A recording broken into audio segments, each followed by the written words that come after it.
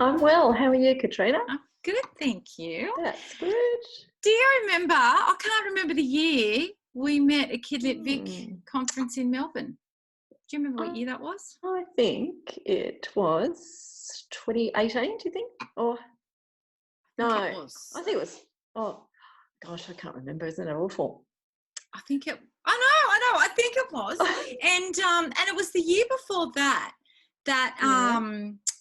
I know Anushka Jones, our editor, was really having a close look at your Illustrator profile. Ah, okay. Yes, Right. and it was around that time that they'd accepted Isla for publication, but we didn't have an illustrator, and so Anushka had a chat to me about some of the illustrators that she saw at the Kidlit Vic conference. That time, okay. Yes, and there so you go. I was very excited. Yes, when she mentioned you, and I did a bit of a Google, and I think I was also already watching some of your work pop up in maybe the Duck Pond, the Facebook page, the Duck illustration Pond. Challenge, probably. I was following that as well. So your work was familiar to me. So yes, I was very, very excited. Excellent. All right, well, I've got a few questions I'd like to ask you. And I've got some too. Excellent. All right, so let's start. So I'm really keen to know a little bit more about yourself and your journey to becoming an illustrator. Okay. Yeah, sure.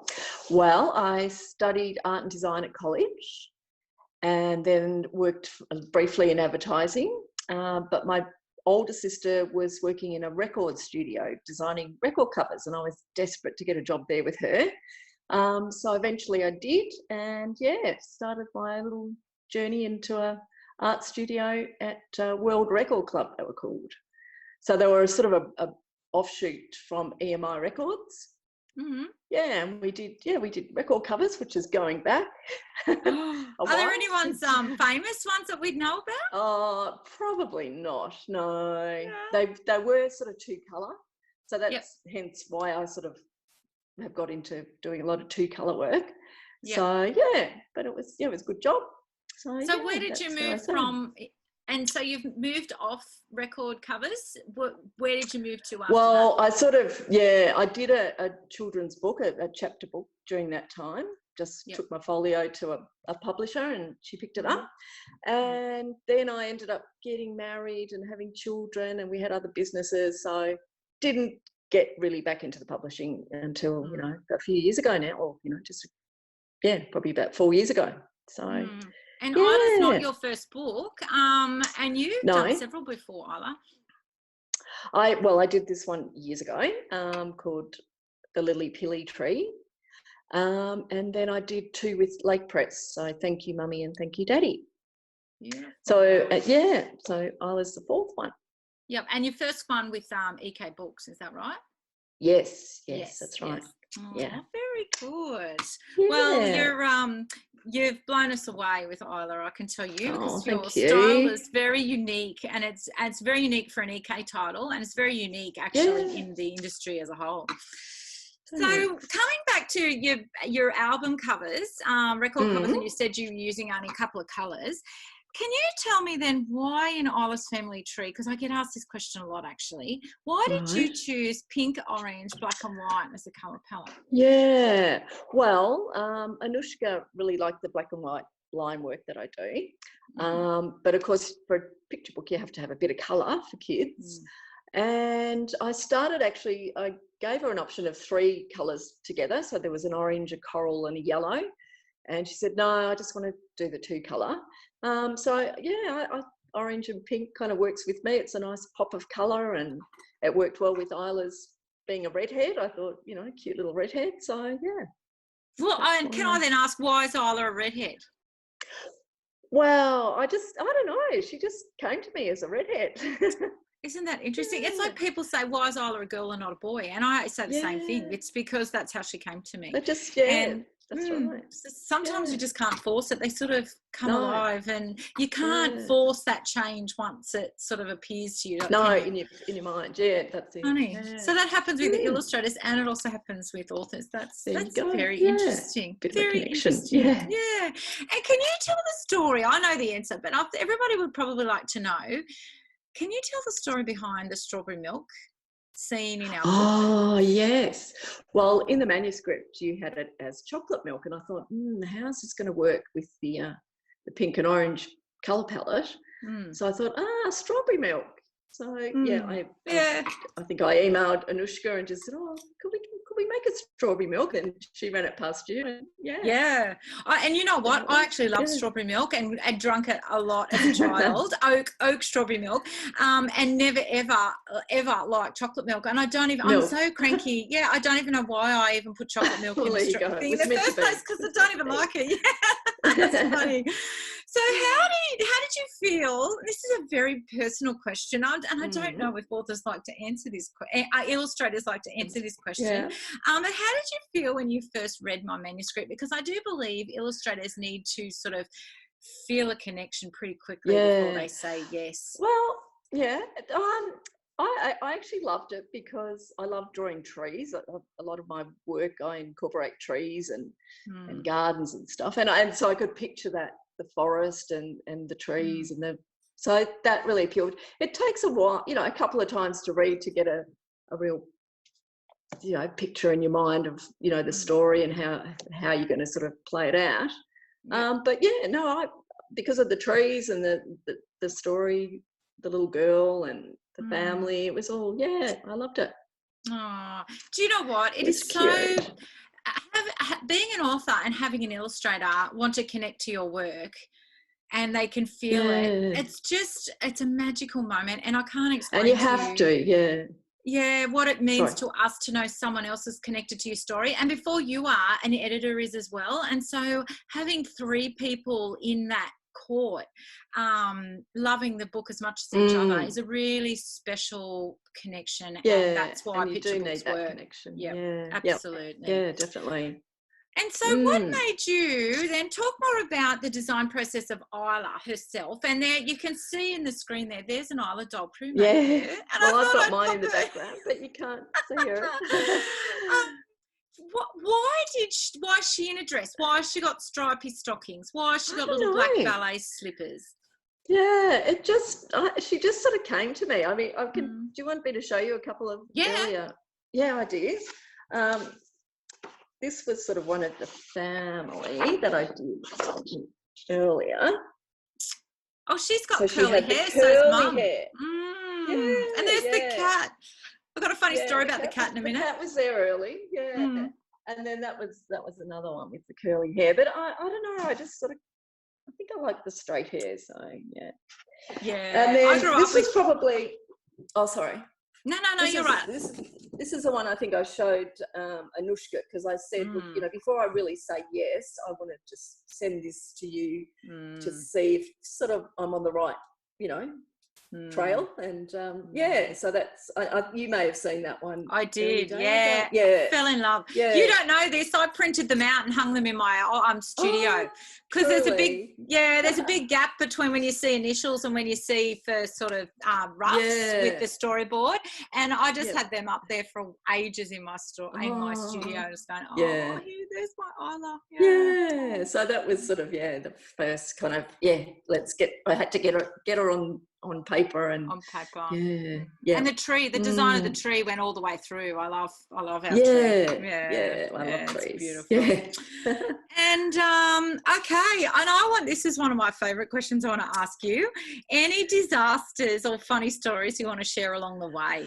Oh, well, not real disasters, but I'm really picky. So I did have a sample of, this is one of the pages. Page 17. So you probably look at that, and this is not the one that went to print. I redid it because just where it's got Isla's leaf, you see the type is down a little bit. It's not really centered in the leaf. Yes, so that's the top pink one. Yeah, now we can see it. Yep. Yeah. So that drove me nuts because I hadn't centered the lettering. So I redid the whole page again. So there were things like that. And this one, Anushka twigged that it shouldn't have had the extended branch. So I had to, of course, had it been not long enough, I could have extended it, but I couldn't really take it away because I do everything old-fashioned way, not digital. Yep. So I had to actually draw up the whole page again. Oh. So there was a few. I've got a couple more of those sort of stories too. So yeah. So, but it's great to share. Yeah, to share those little things, because emerging illustrators can see that even people who are illustrating books are making mistakes and having a start again and so, very good. Right. And do you have some questions for me? Yeah. Okay. Yeah. I sure do. So I was just wondering what books sort of from your childhood influenced you as a writer? Like, what was a favourite book? And do you know what, Prue? This is going to surprise you, and it surprises a lot of people when I say this. I don't have one. I didn't read as a child. I mean, I could read. Yeah. I remember sitting at school reading and being tested and all that sort of stuff. But no, I didn't read for pleasure. I was an outdoor country girl, and I was on push bikes and up trees and on motorbikes and climbing fences and climbing the shed in my grandma's backyard and gardening and all that stuff. I wasn't into books at all. And I really didn't discover the power of books until after I started teaching. Can you believe that? And the book that I fell in love with was Just Tricking by Andy Griffiths, and he has since signed that book for me, and it's just one of my most treasured books. And I used to read a chapter a day to my year 6 class at the time. They come in after lunch and they'd all be hot and bothered, and so we'd have, because lunches were in the second part of the day, not the beginning of the day like they are in a lot of schools today. And so they come in hot and bothered, and so I'd lay them all down on the floor, put the fans on full, and read a chapter out of the Just Tricking series, and the kids loved it. That's where it sort of started. So no picture book. No picture book that you really connected. Isn't that sad? I have to sort of keep going back and reliving the classics now. I remember Charlotte's Web was read to us in year 5. I remember that being the student on the floor. While Charlotte's Web was read. That's my only memory of having a book read to me. Year 5. Okay. There you go. And so, how did you start your writing journey? Because I know you were a teacher. Yes. So I didn't even think about writing for children while I was teaching, and I did that for 10 years and taught until I burnt myself out, worked too hard, and I didn't have my own children at the time, so I just poured my heart and soul into teaching. But loved it, absolutely loved it. And then I wanted to just be home with my kids and raise my own children. I really wanted to just be a mum, and so my husband and I set ourselves up so that financially I could do that. We could drop my income, and raised our 2 children. I love being at home full time and loved being with them. Loved seeing all the milestones and loved all of that. I loved that too. But got terribly bored. No creative outlet. They were still too young to sort of do crafty stuff, and I mean they were building blocks and doing puzzles, and I was reading to them and doing all that stuff, but that was entertaining them. That wasn't me. I needed some outlet.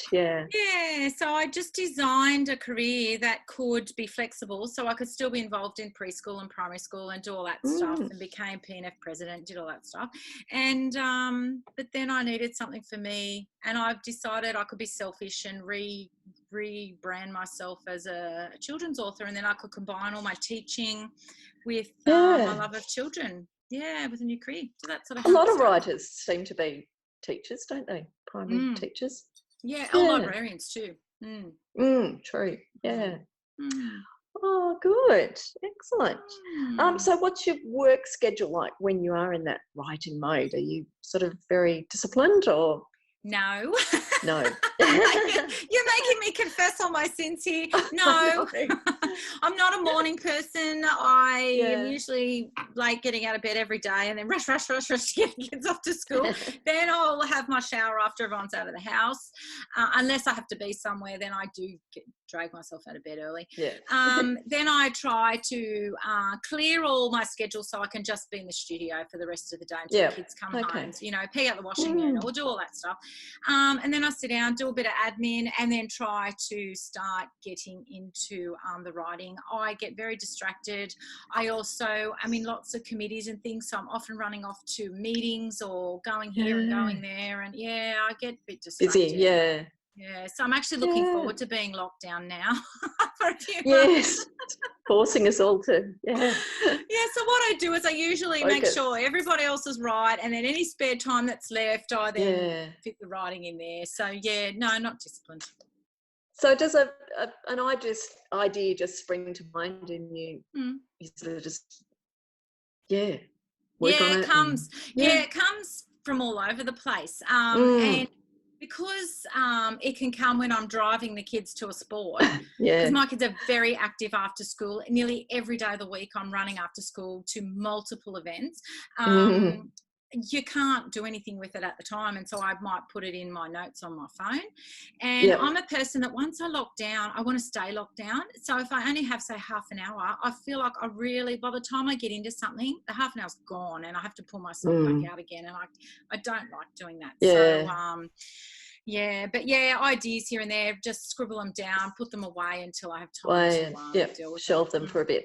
Oh, good. Yes.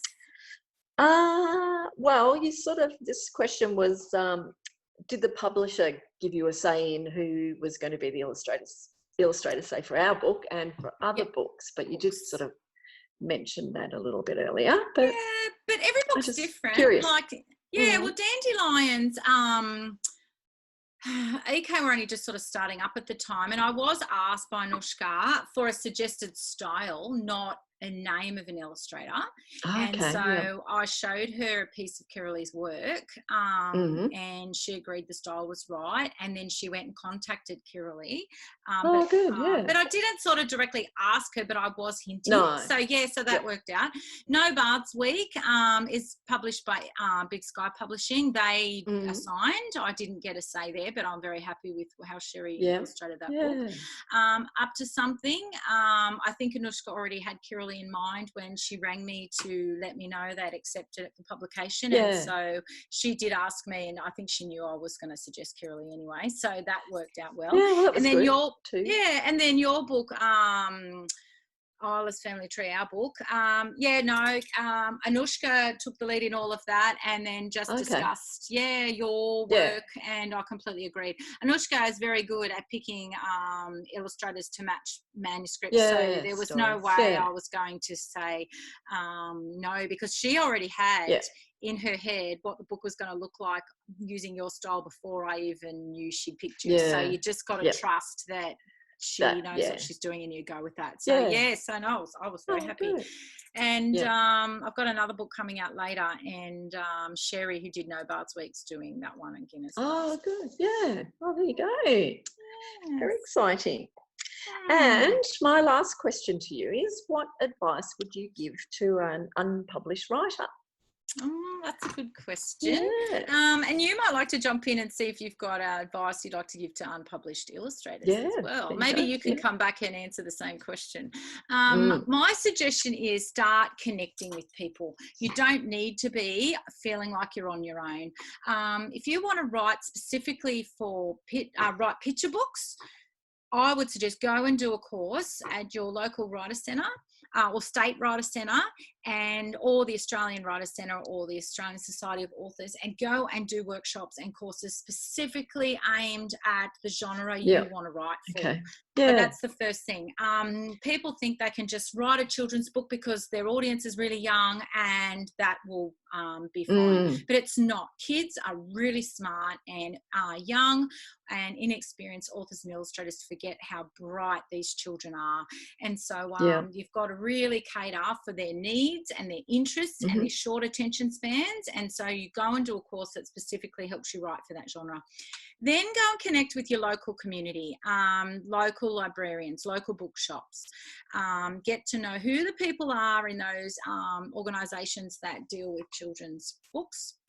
because they will then lead you to reading other books that'll help you, and then you end up immersing yourself in the world of children's literature, which I think you need to do before you can start writing your own stuff. I also connected with all publishers in Australia that I could think of on their social media platforms, and subscribe to all the newsletters, so I could see what all their new releases were, and keep an eye on their submission pages, which I've bookmarked all of them on my website, so I can quickly look them up, and I go straight to the submissions page, so I can track when they're open and closed for submissions. And did you submit a lot of work in the earlier days, like I've got over 200 rejections in a couple of years. A lot. But you're keen and you're excited and you do that, and then you learn so much along the way that you look back in the early days and you go, I should never have submitted that manuscript. It just wasn't ready. It wasn't polished enough. But anyway, it's all a big learning journey. And also too, just write. I know I don't have a very disciplined writing schedule, but you just got to write when you can, even if it's writing, just in a diary and morning pages and all that stuff. It's not even you hear a lot of authors say they do that. Just get the junk out of your head so then you can focus, basically. What about you? What advice do you have for I'd say just keep going, just keep drawing, just make it a daily practice if you can, and just improve your skill. Try and develop your own style, because that's sort of going to really stand out from the crowd. And Kidlit was great for me, Kidlit Vic, so that sort of got me out there. I picked up the 4 books now from Kidlit, so just get your work out there, take a bit of criticism and keep at it. If it's your passion, go for it. I agree with the criticism. You've got to take it, and even if you don't like it, there's a reason why it was given to you, so you may need to have some time to digest that. You may need to just really think about, what did they mean? I remember having an assessment at a Kidlit Vic conference a few years ago, and a publisher made a comment about one of my manuscripts, and I was devastated, and it took me months to work out what she was talking about, and then I got it one day. I went, now I know why she said it. So it can be hard. It can, but it's worth it. Beautiful. All right, Prue, let's stop there. Lovely chatting. Thank you for illustrating Isla. She's very beautiful. Thank you for the story. Oh, my pleasure. See ya. I think it's okay. Bye. Bye.